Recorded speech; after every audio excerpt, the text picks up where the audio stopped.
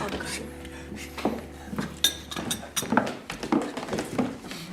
Olkaa hyvä. Ja näin.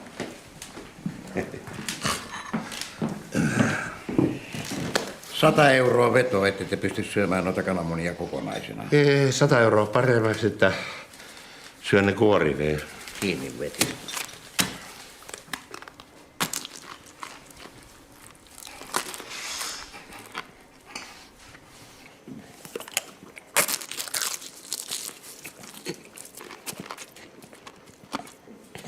No.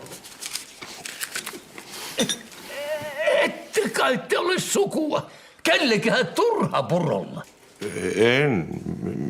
Miten niin? Tuli vaan mieleen, kun minulla on sen niminen vävy. Vävyt ovat yksiä perkeleitä. Vievät tyttäriltä neitsyille appiukoilta rahat ja suvulta maineen. Minun vävyni on toista maata.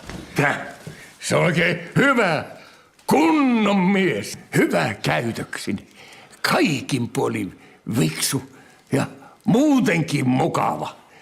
Siis ihan oikeesti, ihan kuin aikuisten oikeesti. Siitä ei vävy enää parane. Ja hopean pojalle saman verran, ei muuta. Anteeksi, saanko lainata puhelinta? Se. Asianajaja Markkola Bostret. Hei! Kalevi, mitä? Ei. Elä valehtele. Ihanko totta? Kauheeta. No minä toimin heti.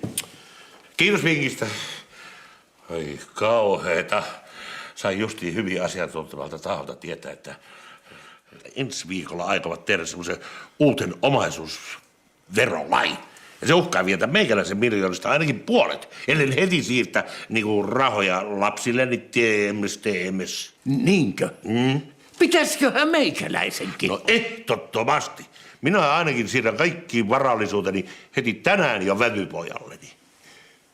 Mutta minulla se on sellainen vävy, että silleen siirrä en penniäkään. No mitä? Äsken te kehuitte häntä niin valtavasti, kuinka hieno mies hän on. Muistin väärin. Kamala ketkuhan se on. 200 euroa veto, että te lennätte kohta ulos kuin leppäkeihässä. Kiinni veti.